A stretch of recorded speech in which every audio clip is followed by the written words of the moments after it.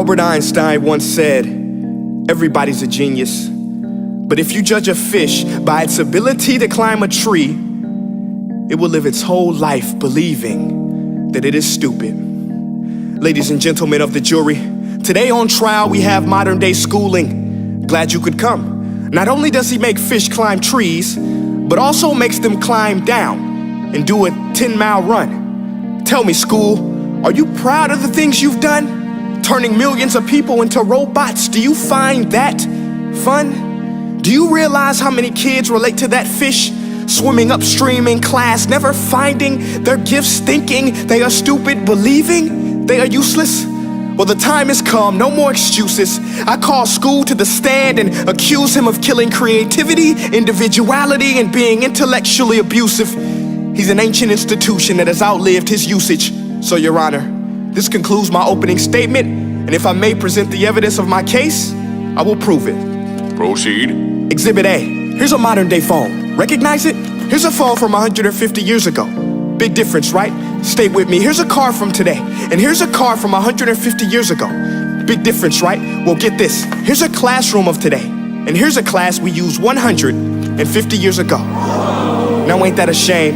In literally more than a century, nothing has changed. Yet you claim to prepare students for the future? But with evidence like that, I must ask, do you prepare students for the future or the past? I did a background check on you and let the record show that you were made to train people to work in factories, which explains why you put students in straight rows, nice and neat, tell them sit still, raise your hand if you want to speak, give them a short break to eat, and for 8 hours a day, tell them what to think. Oh, and make them compete to get an A. A letter which determines product quality, hence grade A of meat. I get it. Back then, times were different. We all have a past. I myself am no Gandhi.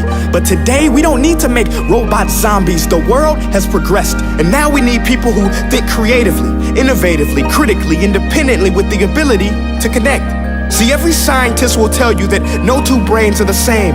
And every parent with 2 or more children will confirm that claim. So please explain why you treat students like cookie cutter frames or snapback hats, giving them this one-size-fits-all crap. Watch your language. Sorry, Your Honor, but if a doctor prescribed the exact same medicine to all of his patients, the results will be tragic. So many people would get sick, yet when it comes to school, this is exactly what happens, this educational malpractice, where one teacher stands in front of 20 kids, each one having different strengths, different needs, different gifts, different dreams, and you teach the same thing the same way? That's horrific. Ladies and gentlemen, the defendant should not be acquitted. This may be one of the worst criminal offenses ever to be committed. And let's mention the way you treat your employees. Objection. Overruled. I want to hear this. It's a shame. I mean, teachers have the most important job on the planet, yet they're underpaid? No wonder so many students are short-changed.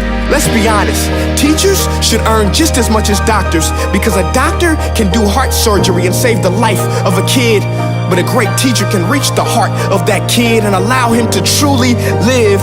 See, teachers are heroes that often get blamed, but they're not the problem. They work in a system without many options or rights.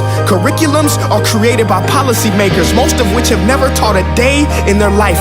Just obsessed with standardized tests. They think bubbling in a multiple choice question will determine success.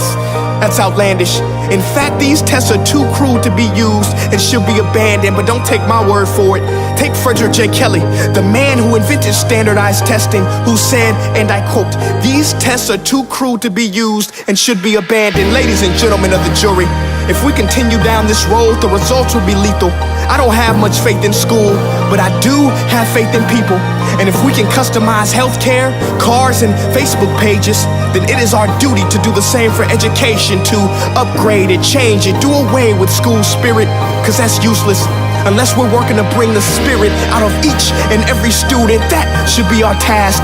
No more Common Core. Instead, let's reach the core of every heart in every class. Sure, math is important, but no more than art or dance. Let's give every gift an equal chance. I know this sounds like a dream, but countries like Finland are doing impressive things.